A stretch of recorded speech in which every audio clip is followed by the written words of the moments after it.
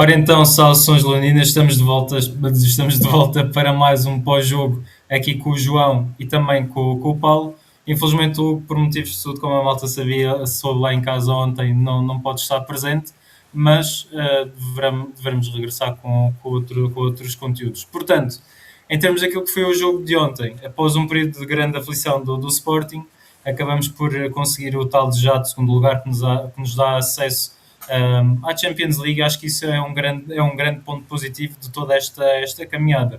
Mas, João, fazendo aqui uma primeira reação a este jogo e até mesmo a esta semana, para todos os efeitos, nós conseguimos alcançar aquilo que não conseguimos alcançar aquilo que nós desejávamos, que é o tricampeonato, mas dentro daquilo que são os objetivos comuns do clube, nós conseguimos alcançar algo que era muito importante, não só para o projeto do clube, mas também para todo o crescimento e encaixe financeiro da marca Sporting, do crescimento da mesma, não é?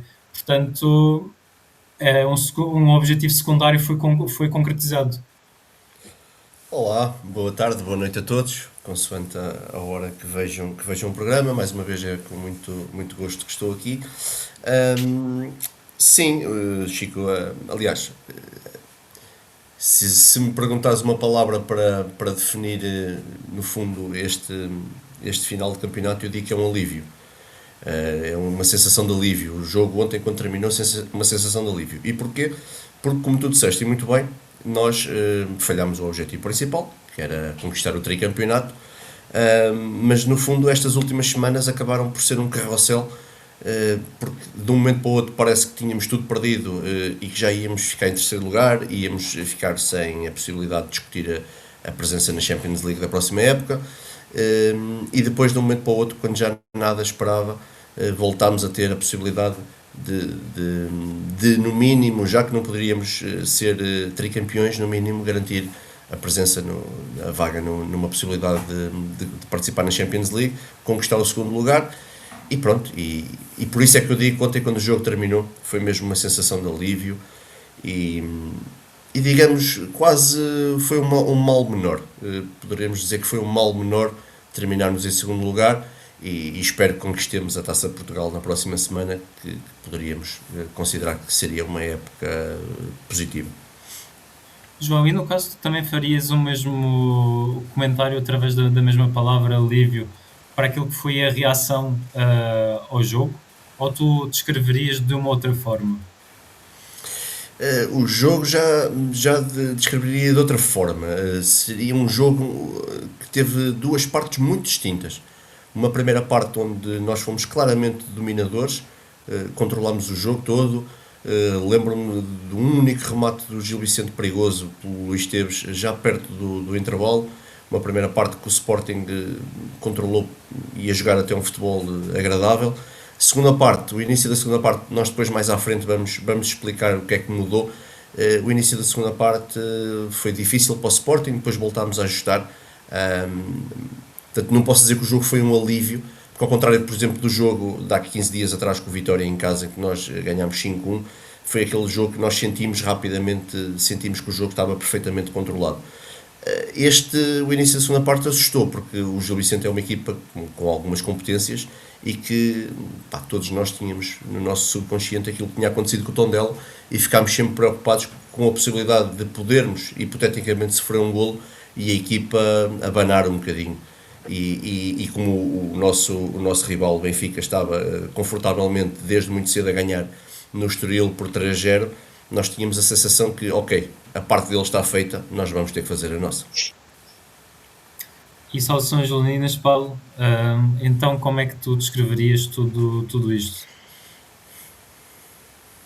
Olá Francisco, olá João, desejar as melhoras ao Hugo, cumprimentar todos os que posteriormente assistam este podcast, que está prestes a ter nome, ou brevemente terá nome, mas ainda não tem. Portanto, acho que ainda estamos a aceitar a proposta, certo? Até ao final da próxima semana, portanto até ao dia em que jogarmos com o Torrense na final da taça. Depois fecha a loja e vamos escolher, serão os nossos membros a escolher o nome por votação de uma pré-seleção que nós faremos a ir a votos. Quanto ao jogo, Quanto ao jogo, defini-lo numa palavra, acho que foi consolidação. Consolidámos o segundo lugar, agora já não há mais nada a temer em relação a isso. Fica o sabor agridoce de acho que podíamos e tivemos uma oportunidade que não sei quando é que teremos de novo de ser tricampeões. Espero que comecemos a trabalhar para isso já na próxima temporada. Mas este jogo, e fazendo minhas as palavras do João, foi um jogo em que a uma certa e determinada altura a equipa teve outra vez comportamentos que me deixaram ligeiramente preocupado, porque sabíamos que um golo do Gil Vicente podia trazer à tona fantasmas que nem são assim tão antigos, são fantasmas recentes, e podíamos deitar tudo a perder naquilo que seria a luta pelo segundo lugar.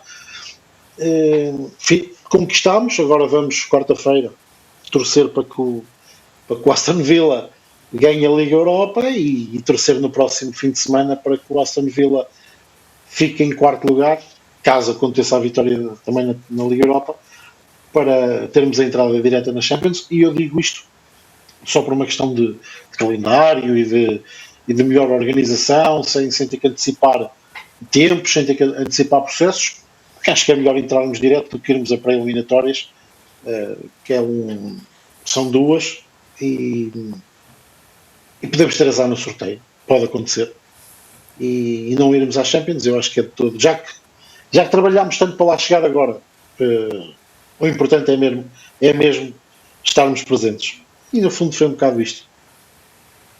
Então, Paulo, obrigado pelo teu comentário. Pedir às pessoas que estão lá em casa para deixarem o like, tornarem-se membros do Defender o Sporting, partilharem e darem um hype neste vídeo para nos ajudarem a entregar o conteúdo. Portanto, eu quero fazer aqui, já vamos colocar aqui um trecho muito curto daquilo que foi a conferência de imprensa para o Paulo e também para o João poderem comentar e darmos aqui aquilo que é a nossa opinião sobre este jogo e também sobre as palavras de Rui Borges. Mr. Ricardo Lopes, bola na rede. O Sporting fez esta primeira liga no segundo lugar e o Mister utilizou vários atletas ao longo desta caminhada. Eu pergunto-lhe quais é que foram os jogadores que mais evoluíram taticamente durante esta época. Durante a época, eu diria, não sei, acho que todos eles, mas talvez o Maxi cresceu naquilo que era a posição, cresceu muito. O Trincão, acho que foi o jogador que se calhar mais cresceu a nível tático, porque embora pise terrenos que já pisava anteriormente, em alguns momentos tem tarefas diferentes, e cresceu muito nesse aspecto, por isso acho que foi muito por aí. O Ivan Fresneda também fez uma grande época, o Geni também, acho que foi dos que mais cresceu a nível tático também nesse sentido, um jogador muito mais maduro, por isso vou muito por aí. As palavras do Rui Borges. Paulo, falou-se de Ivan Fresneda, Max Araújo, Craig Francisco Trincão, Geni Catamo, e para ti, quais foram aqueles que mais evoluíram neste aspecto que Rui Borges falou? Ou se também vais na leitura do treinador, não é? Bom, não sou eu que vou discordar dele, não é? Porque ele terá mais conhecimento daquilo que eram os jogadores em função daquilo que ele precisava deles, tanto desde o ponto de partida até o ponto de chegada. Ele é que sabe.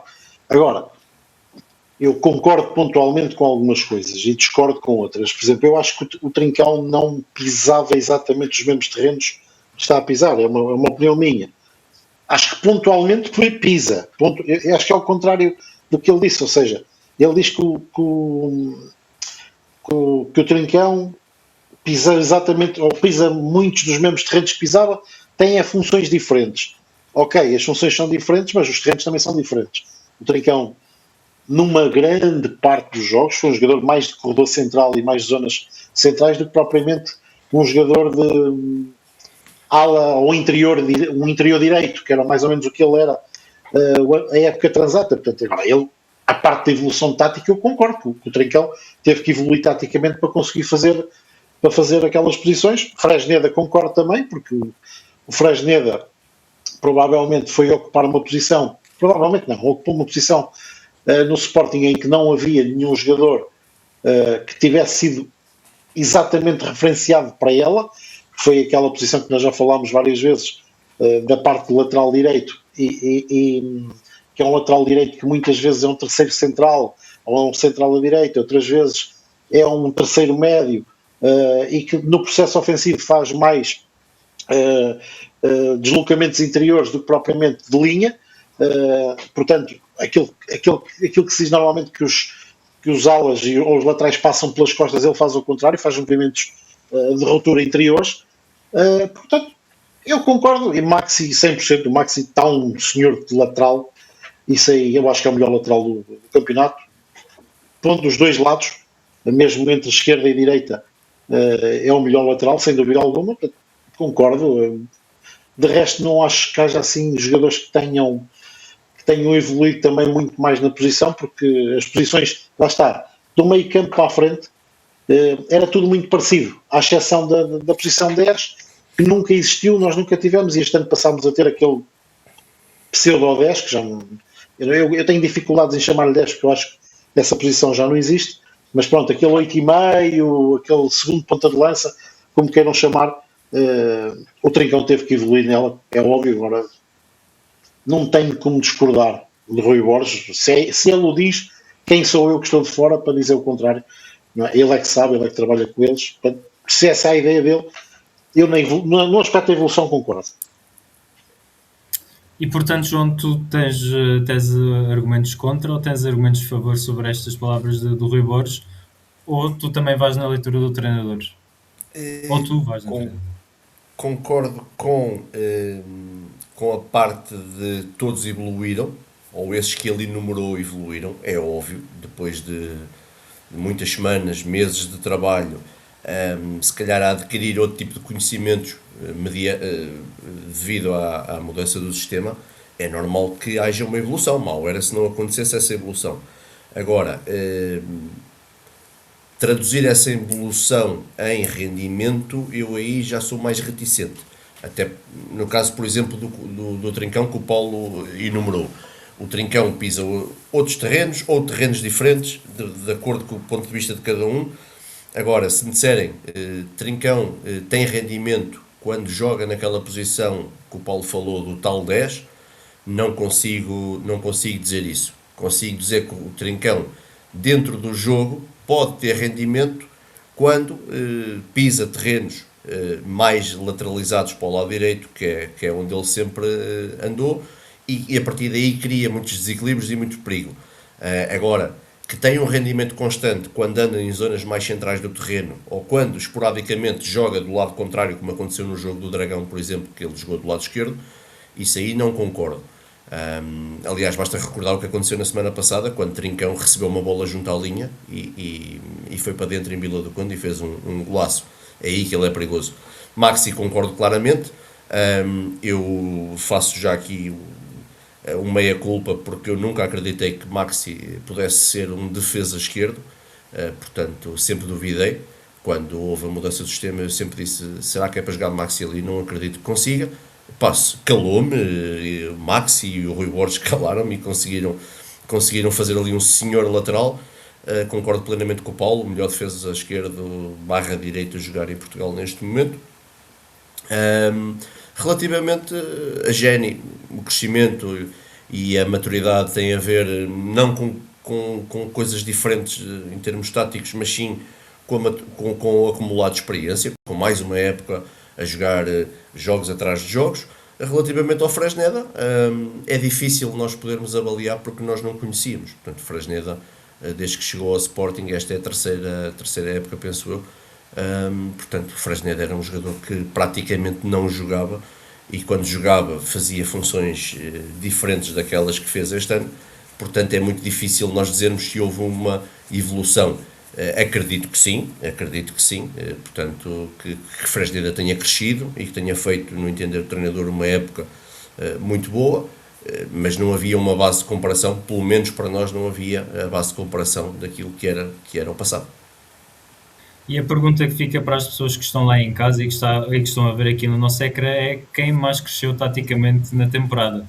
A pergunta fica para lá para casa e também a resposta certamente nós aguardamos para esperar e ver. E no final deste podcast vamos responder a duas questões de dois sportinguistas, portanto daqui a pouco já vamos avançar para isso, mas relembrar que agora vamos passar para o raio-x e voltamos já para falar sobre isso.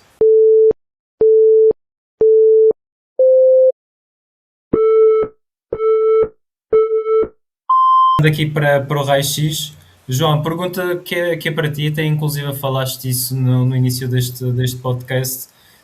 Nós temos um Sporting, novamente, com duas partes diferentes. Uma primeira parte, e tal como tu disseste, é uma parte dominadora, e a outra parte foi algo um pouco diferente. E, portanto, a minha questão que eu tenho para ti, diretamente, é o que é que nós temos esta semana?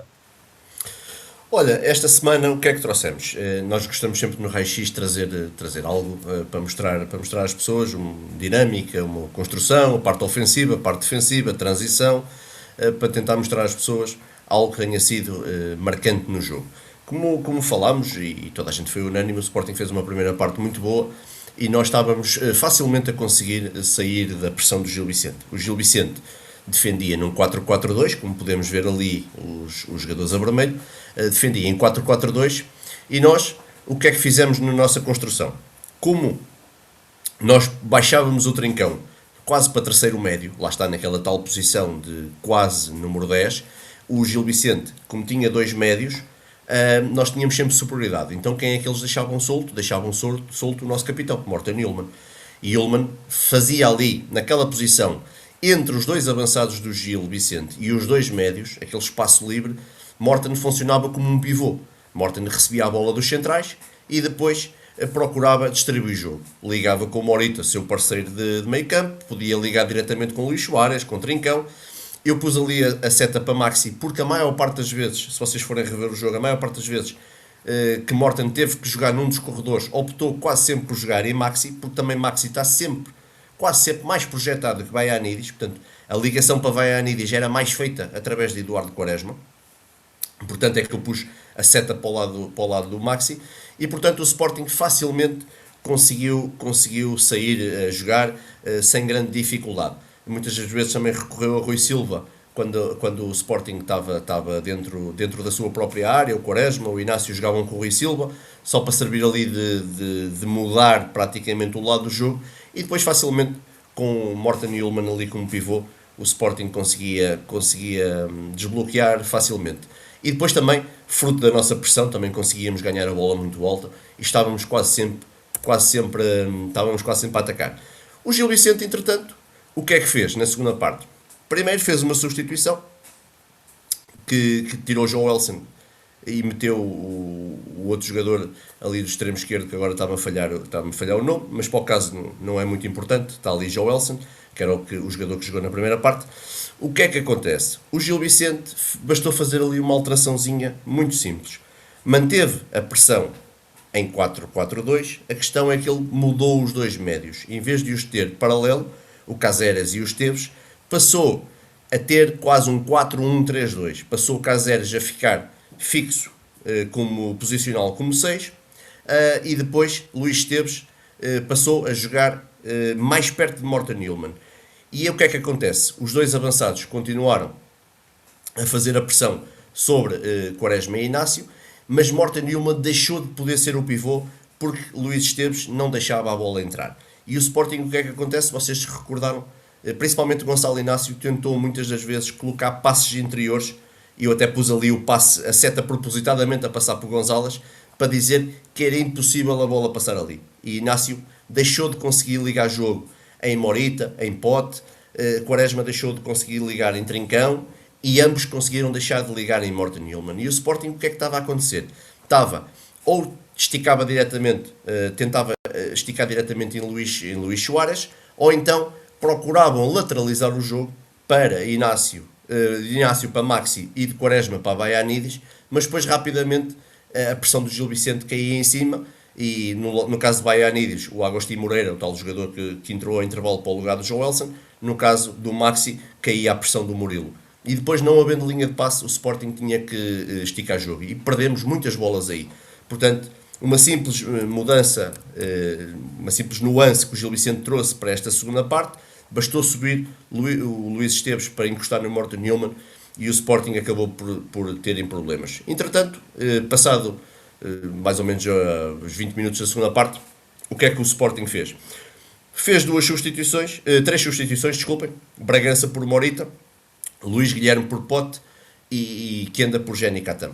Mas, ao fim e ao cabo, não mudou grande coisa. O que é que Rui Borges fez? E bem, Morten Newman começou a baixar no meio dos dois centrais para construir a 3. E a partir daí, rapidamente, Luís Esteves, numa primeira fase, procurou sair na pressão, mas hesitante, e depois acabou por não continuar a acompanhar Morten Newman quase para dentro da nossa área. E o Sporting, a partir daí, com Inácio e Quaresma mais abertos, começou a ter linhas de passe para Trincão, para Bragança, para Luís Guilherme e até mesmo para Luís Soares. E aí projetou um bocadinho mais os dois laterais, Maxi Baianidis, e o Sporting facilmente começou a desbloquear. O Gil Vicente, como eu disse há um bocado, ainda tentou o Luís Esteves duas vezes, ainda foi pressionar também Morten Newman, portanto o Gil Vicente pressionava com 3, mas aí eu lembro-me particularmente de uma situação que até o próprio Rui Silva a meter diretamente no Bragança e no Luís Guilherme, e a partir daí o Sporting criava perigo e arrancava rumo à baliza do Gil Vicente.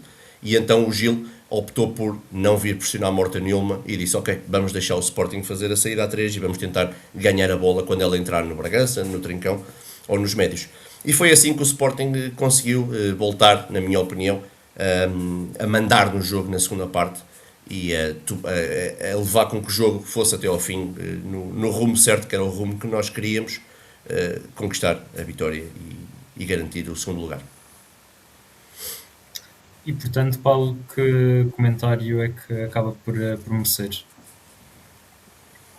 Sim, o João praticamente explicou o jogo, ou desmontou aquilo que se foi passando em termos táticos. Um ou outro apontamento, acho que o que se começa a passar na segunda parte, eu aqui vou ser um bocadinho polícia mau, mas tem que ser mesmo, não é?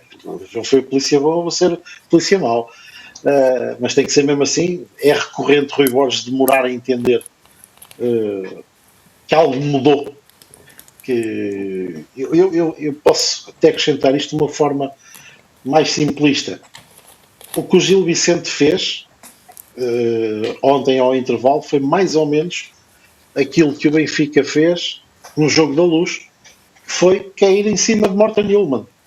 A pessoa do meio campo, que era o elo de ligação, que jogava sozinho, deixou de jogar sozinho.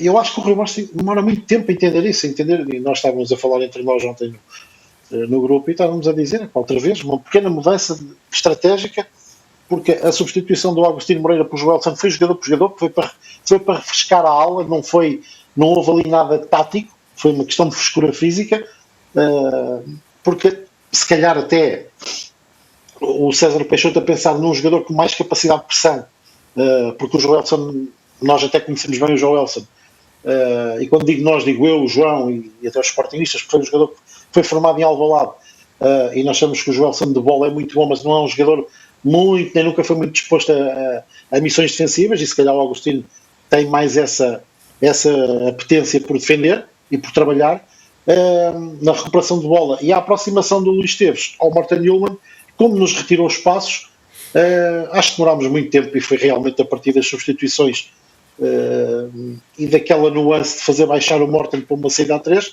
o Sporting mesmo assim, porque Bragança não entrou muito bem, naquilo que eu digo, no pisar, nos terrenos que tinha que pisar, demorou ali um bocadinho a encaixar, até que o próprio Trincão tinha que já baixar mais um bocado para vir fazer aquela posição de médio, que faltava lá ao Morten.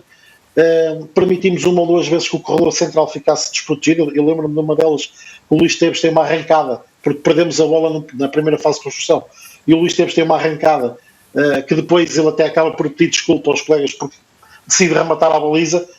Talvez um bocadinho na nossa sorte o Luís Esteves já estava um bocado cansado, porque para mim foi de longe o melhor jogador do Gil em campo. Mas de resto tudo bem dito. As pessoas também poderão perguntar o porquê de quando as substituições o Luís Guilherme voltar à esquerda. É tudo por uma questão defensiva. Isso é uma questão que depois iremos falar, se calhar até numa perspectiva quando pudermos falar para a próxima época, o que é que vai ser das missões defensivas, porque quando temos de defender com 5, o Luís Guilherme não está bem formatado para essa posição, daí ser o Kenda a ocupar o lado direito e mais uma vez o Luís Guilherme à esquerda, porque fazia todo o sentido de ser ao contrário, até porque o Kenda já não vai ser nosso jogador e não, e meter o Luís Guilherme a cumprir as funções que eu acho que são aquelas onde ele se sente melhor e mais à vontade. Mas pronto, isto foi só mesmo uns remates, um açucarzinho naquilo que o João disse. Portanto, o João fez uma explicação bem feita do que se passou taticamente no jogo, e muitas vezes o jogo é o resultado daquilo que nós fazemos ou não fazemos em termos táticos, isto olhando para a perspectiva técnica da coisa, não é? Portanto, para quem está no banco, eu acho que ontem sofremos ali 20 minutos sem necessidade nenhuma.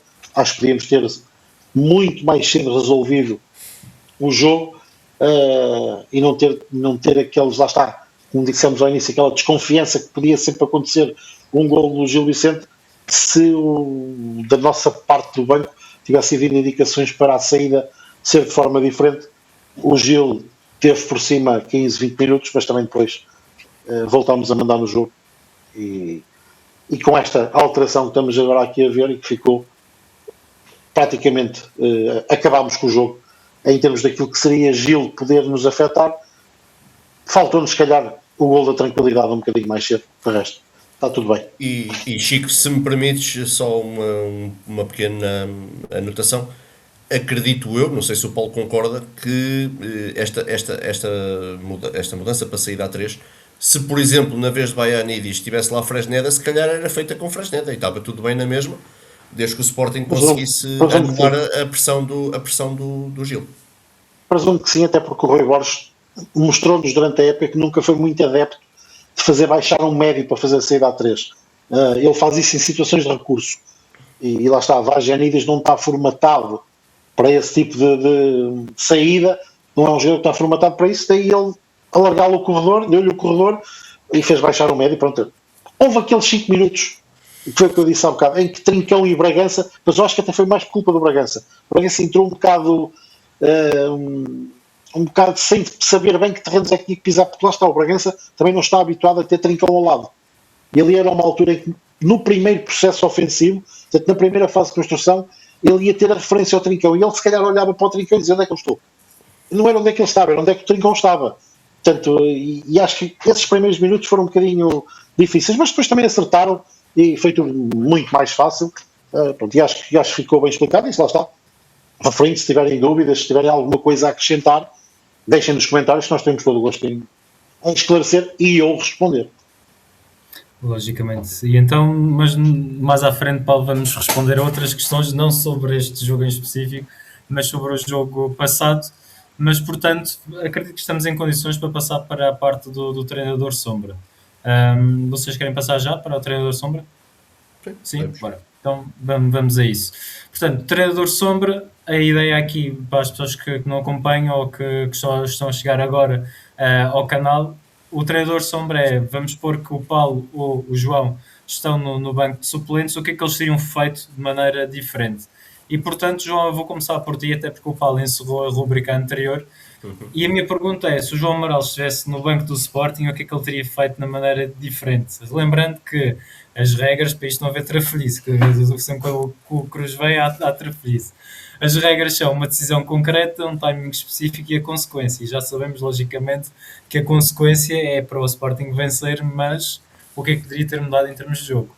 Olha, depois de muito pensar sobre o assunto, decidi que o treinador sombra João Amaral faria era, ao intervalo, retiraria Pote do jogo e lançaria Luís Guilherme.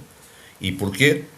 Pote estava a ser completamente uma nulidade, com todo o respeito, não quero ofender o Pote, grande respeito e carinho pelo Pote, mas estava a passar completamente ao lado do jogo. E eu acho que mesmo, apesar de estarmos a ganhar 2-0, o nosso flanco esquerdo precisava de outro dinamismo, que estava a acontecer do lado direito com Geni, Vaianidis e com o Trincão sempre muito próximo daquela zona. Do lado esquerdo praticamente só era Maxi a dar dinamismo ao flanco. Acho que o Pote não estava bem no jogo e portanto o treinador sombra João Amaral tinha retirado o Pote ao intervalo, portanto o timing ao intervalo, tinha lançado Luís Guilherme e o objetivo não era ganhar o jogo, era simplesmente dar dinamismo, portanto, para não contornar as regras, dar dinamismo ao flanco esquerdo, tal como estava a acontecer do lado direito. E tu, Paulo, o que é que tu terias feito diferente?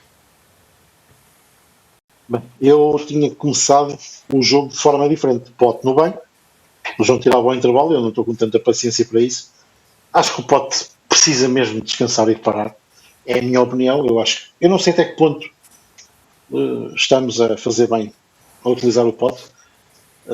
O Pote está uma sombra daquilo que era. É certo que é sempre aquele jogador que nós dizemos, de um momento para o outro, tira um coelho da cartola, mas eu acho que nem isso. Eu acho que ele não está numa fase em que nem isso consegue fazer e nota-se até alguma frustração quando as coisas não lhe saem bem, quando não lhe sai bem o último remate, quando não lhe sai bem um passe, quando não lhe sai bem uma deslocação. Portanto, está-se a tornar algo penoso até ver o Pote jogar, mas pronto, é um jogador que eu considero a mesma de eleição, só que acho que está numa fase má. Portanto, eu teria metido o Luís Guilherme no início. O Rui Borges assim não entendeu.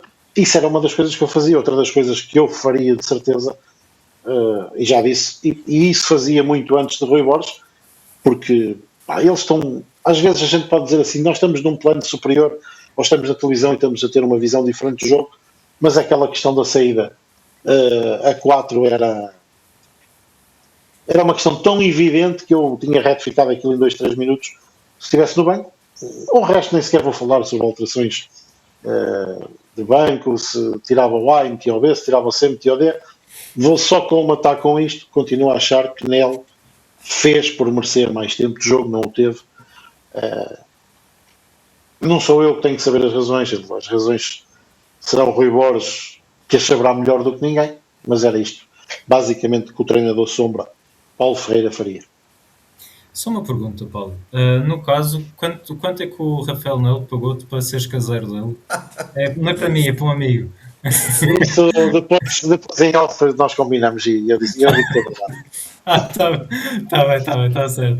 Então, vamos passar para o vilão ou herói. João, no teu caso, quem seria o vilão ou o herói deste jogo? Lembrando que a regra é o jogador, uma decisão ou um setor da equipa.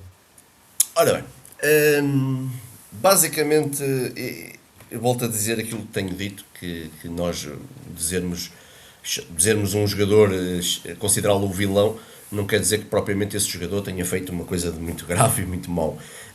Aliás, eu relembro que a semana passada foi Diomande que eu escolhi e eu adoro o Diomande, acho que é o melhor defesa central do Sporting.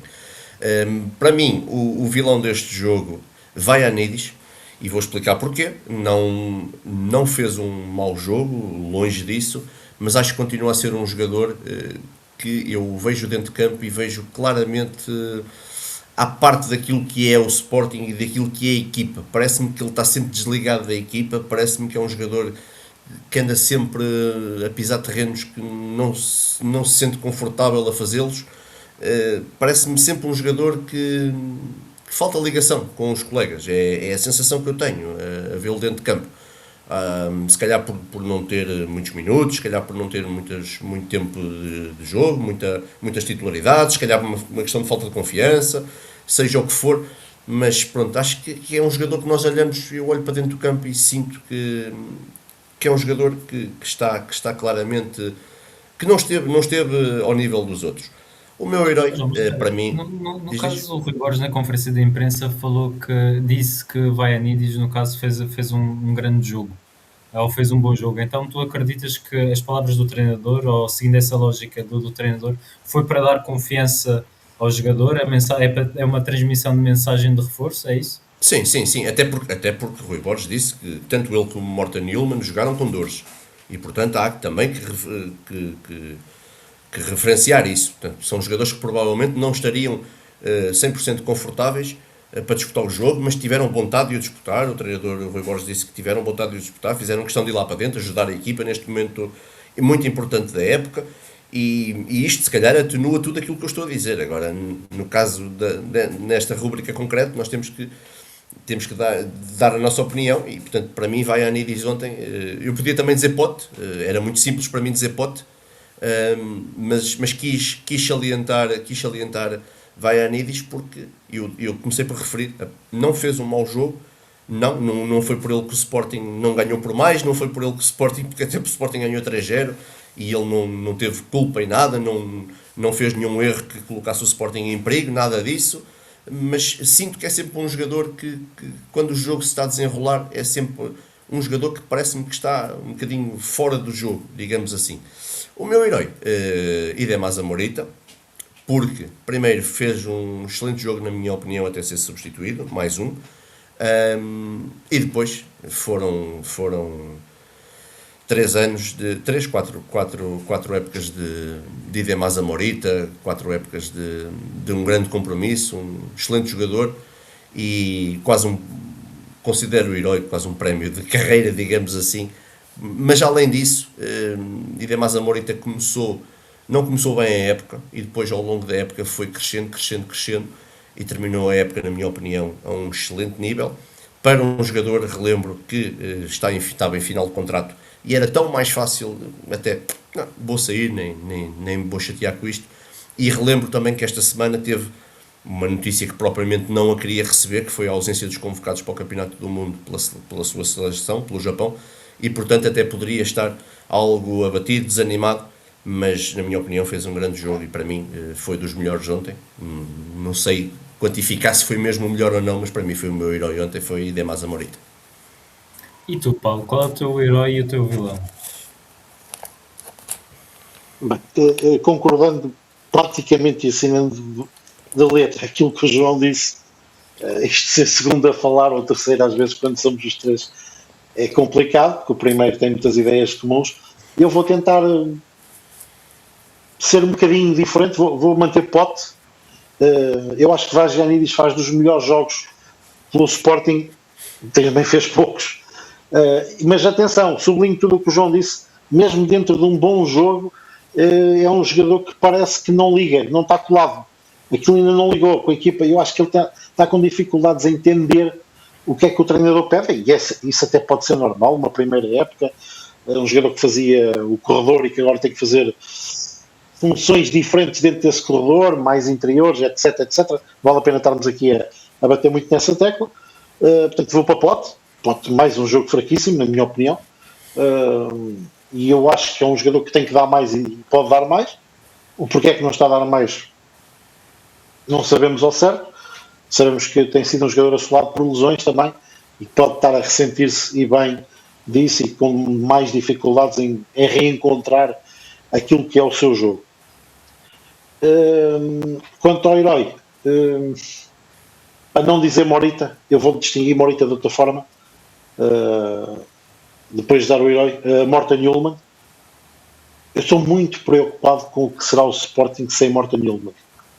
É certo que não há confirmação nenhuma que Morten vai sair, ou que já saiu, ou que já foi para algum lado, mas nós todos desde o início da época foi-nos dado a entender pelo Presidente que Morten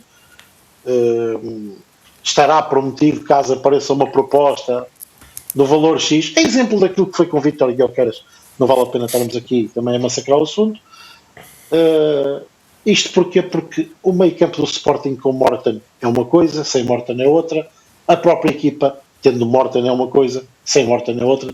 Eu arrisco-me a dizer que aqueles empates nas Aves e o empate com o Tondela, se tivéssemos Morten Hjulmand, eu não sei até que ponto é que eles aconteciam, porque é um jogador que mantém sempre a equipa viva, e quando teve mais a Morita, é o meu jogador tributo.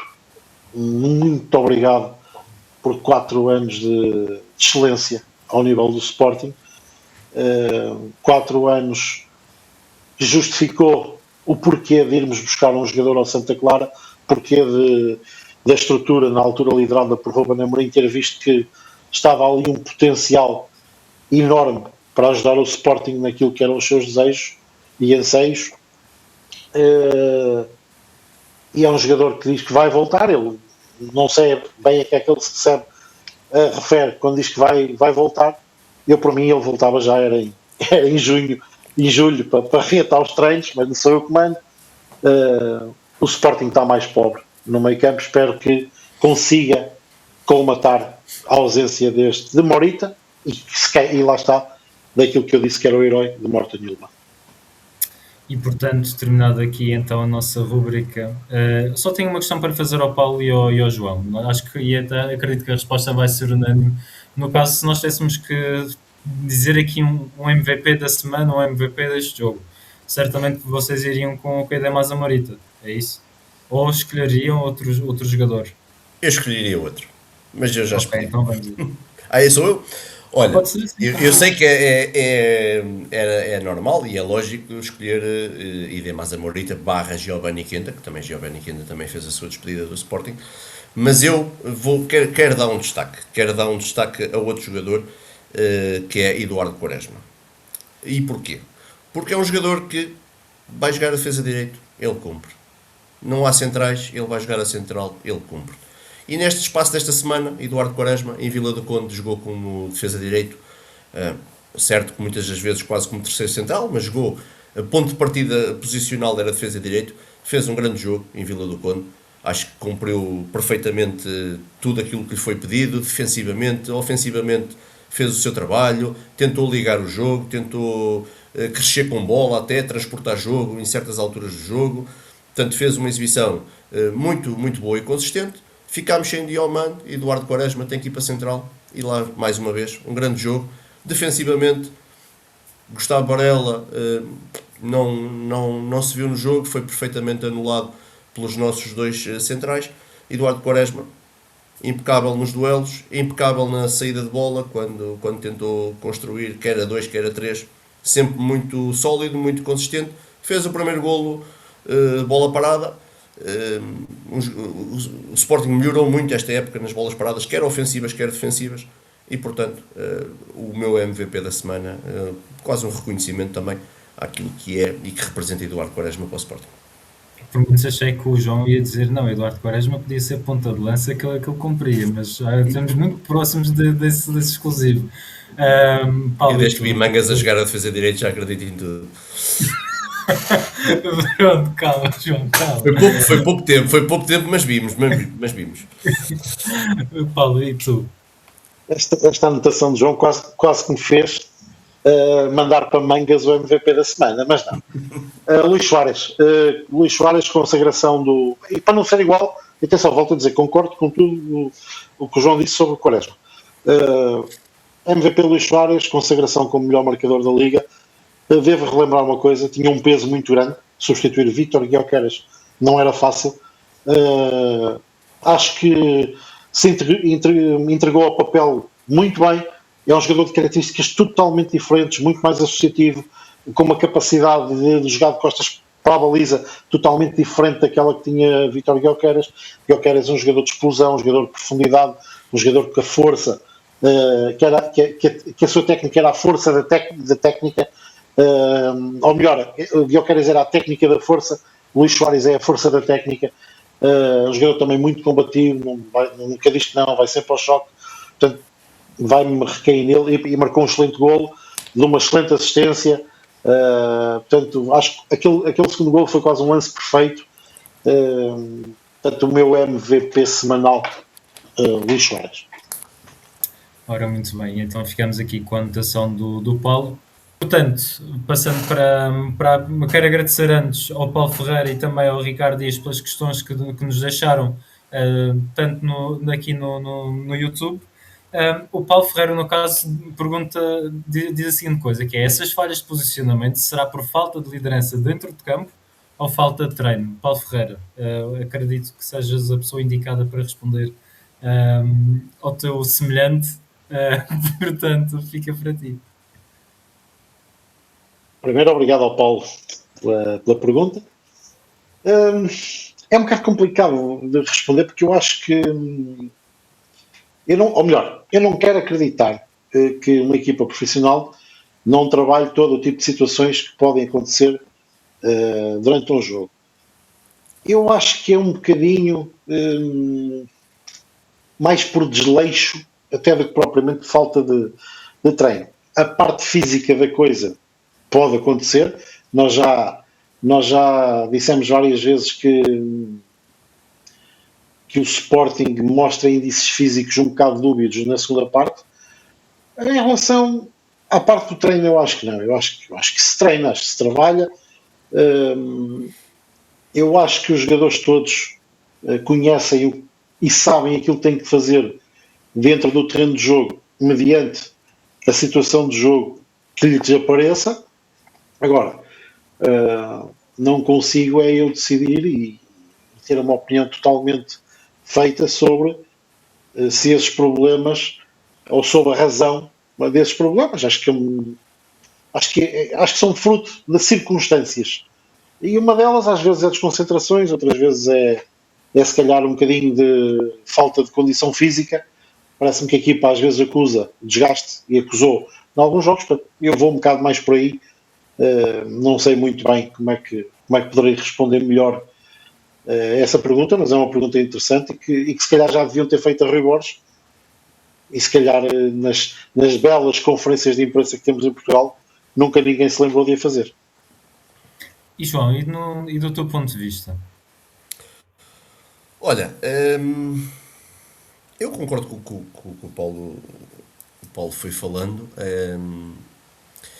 Eu acho que às vezes é um misto de várias coisas. Às vezes a falta de liderança, por exemplo, se formos buscar os últimos jogos, aqueles que nós, por exemplo, empatámos com a AFS e com o Tondela, podemos dizer que se calhar faltava lá dentro um Morten Newman, que é um jogador com carisma, com liderança, alguém que pudesse a determinado momento, como nós costumamos dizer na gíria futebolística, mandar o erro, meter calma nos jogadores, meter gelo no jogo, alertar para um ou outro relaxamento que pudesse haver dentro de campo, que também poderia ser feito a partir de fora, se fora sentissem que o jogo que nos estava a fugir do controlo.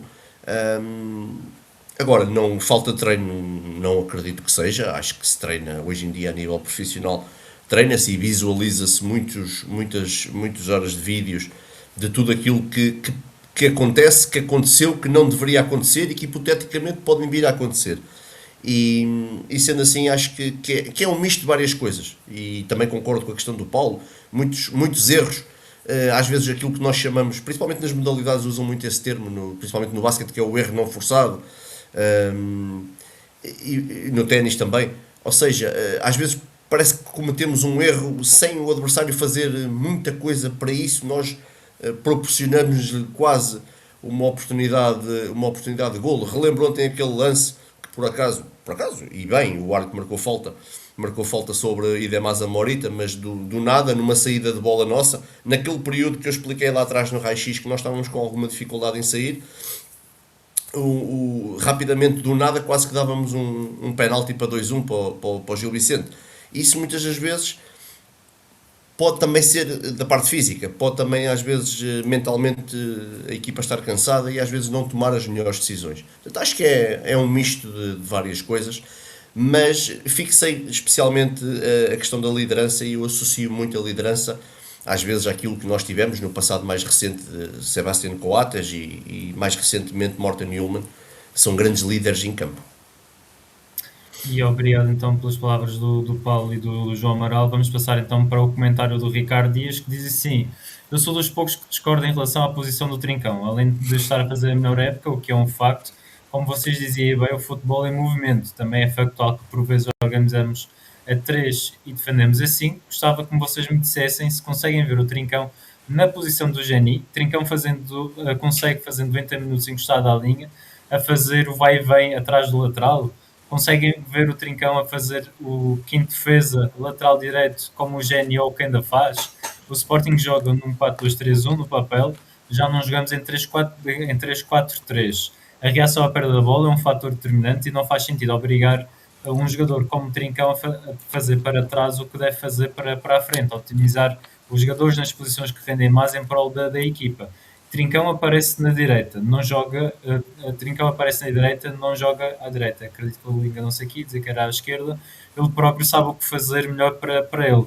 sente-se confortável e pegar a bola na direita e vir por dentro, como a maioria dos esquerdinos, esconde a bola com o corpo. Interessante ver que Geni e Trincão fazem os mesmos quilómetros por jogo, no entanto a velocidade é outra. Fica a minha humilde opinião / questão, de resto de acordo com como quase sempre. Grande abraço, rapaziada SL. Portanto, João, vou-te passar a bola a ti, para comentares aqui o que o Ricardo Dias nos trouxe. Se isto fosse uma pergunta ao nosso treinador Rui Borges, ele ia dizer: boa pergunta, pá, tu és treinador, tu percebes disto. Não, falando a sério, eu percebo tudo aquilo que o Ricardo Dias está a dizer, eu compreendo. Agora, a grande questão, o Ricardo, é que eu percebo o que ele está a dizer, ou seja, o ponto de partida, Trincão pode até numa fase inicial estar na zona central, e depois isto é dinâmico, e depois, consoante aquilo que o jogo pede, vai cair na direita, e é o que tem acontecido, e cria desequilíbrios e isso tudo. A minha questão, relativamente a Trincão, não se mede nos jogos contra o Alverca, nem contra o Tondela. A mim, é quando o nível de exigência do Sporting, o nível de exigência que o adversário põe ao Sporting sobe, quando nós apanhamos um dos nossos principais rivais, ou até mesmo o Sporting de Braga, Trincão desaparece completamente. Nos jogos da Champions League, e mesmo alguns que até fizemos vitórias épicas, contra o Paris Saint-Germain, por exemplo, Trincão não aparece no jogo. Porque Trincão, nesse tipo de jogos, tem que ter outras missões que aquela posição no modelo do Rui Borges exige. E ele não o consegue porque não tem características para fazer isso. Agora, se me perguntarem, como ele perguntou, conseguem ver Trincão a fechar à direita como faz o Geni para uma defesa a 5? Não, claro que eu não consigo ver o Trincão a fazer isso, né? Obviamente ele não ia fazer. Cabia.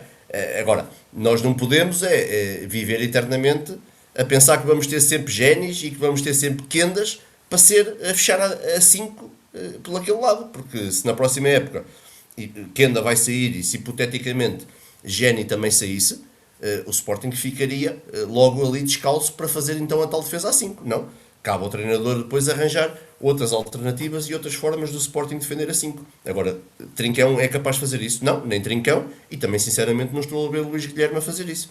Por isso é que o Paulo, quando estávamos a falar no raio-x, o Paulo falou e bem que Kenda jogou na direita e Luís Guilherme na esquerda, porque Kenda tinha que ser ele a baixar para fazer quase defesa direito na defesa a 5.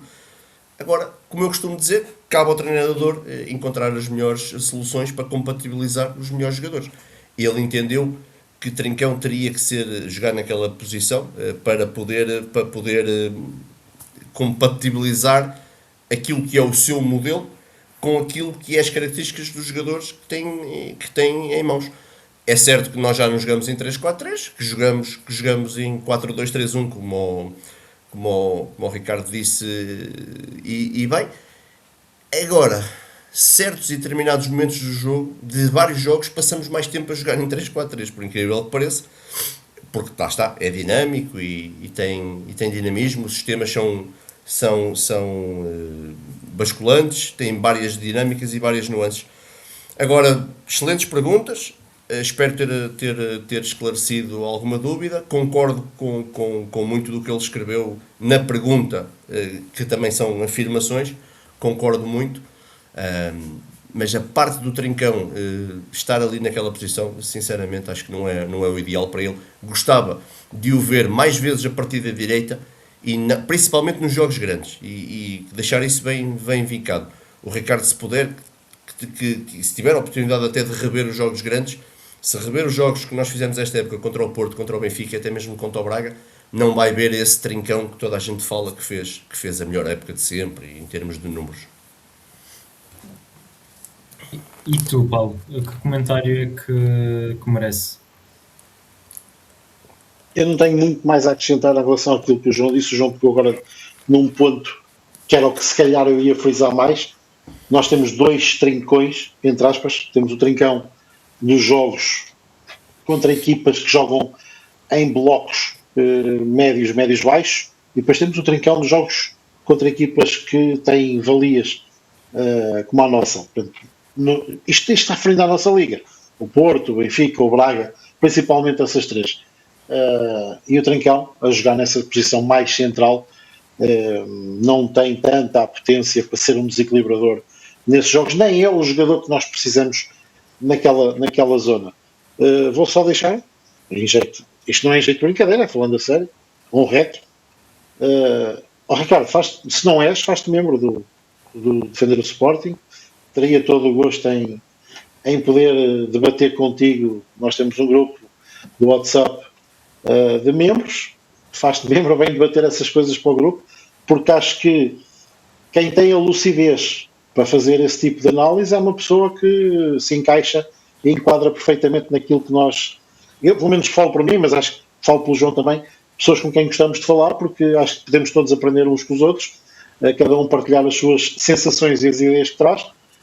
Eu estou mais perto da ideia do João em relação ao Trincão, mas compreendo perfeitamente todas as afirmações que fizeste, e acho que fazem perfeitamente sentido, e foi uma pergunta bem feita, com todo o sentido, e nós gostamos, nós respondemos a qualquer coisa, mas este tipo de perguntas, voltando à brincadeira inicial do João, se fosse o Rui Borges, tu és treinador de futebol, porque é de alguém que entende o jogo, não é óbvio.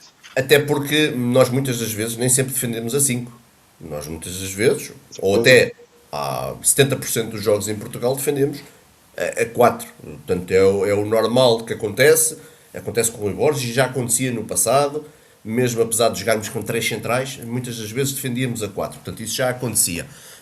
Portanto, agora, é como eu estava a dizer, temos outro bom exemplo, o Ricardo não tocou nele, mas eu posso tocar a questão de Vaianidis, por exemplo. Vaianidis também, se calhar não é aquele lateral igual a Ivan Fresneda que consiga fechar como central da direita e fechar assim, mas se tiver que o fazer, tem que o fazer. Mas relativamente a Trincão, eu mantenho a minha, gosto mais de o ver a partir do corredor direito. E portanto agradecemos tanto ao Paulo e ao Ricardo pelas perguntas, dirigir mais pessoas que estão lá em casa. Podem também deixar as vossas perguntas, nós certamente vamos responder dentro daquilo que forem as nossas possibilidades. Relembrar às pessoas que estes episódios estão tanto no YouTube como também estão no Spotify, portanto estamos nessas duas plataformas, podem sempre lá ouvir e revisitar os episódios, e eu faço também, reforço as palavras do Paulo, para as pessoas que estão lá em casa se tornarem membros do Defender o Sporting, deixar o like, partilhar e dar o hype neste vídeo para conseguirmos entregar a outros sportinguistas. E portanto este aqui o meu comentário, ou aqui o meu repto para as pessoas que estão lá em casa a acompanhar este podcast. Paulo e João, estamos no final. Eu só tenho uma pergunta rápida para vocês, 30 segundos, acho que é mais que suficiente, que é: o que é que fica para a próxima temporada, Paulo? Fica a lição de que há caminhos mais curtos que se podem fazer, não precisamos de ir pelo caminho mais longo, mas para mim agora o que fica para a próxima temporada ainda é o final desta. Há uma taça para ganhar no sábado, e depois de sábado então podemos ainda explorar o que será o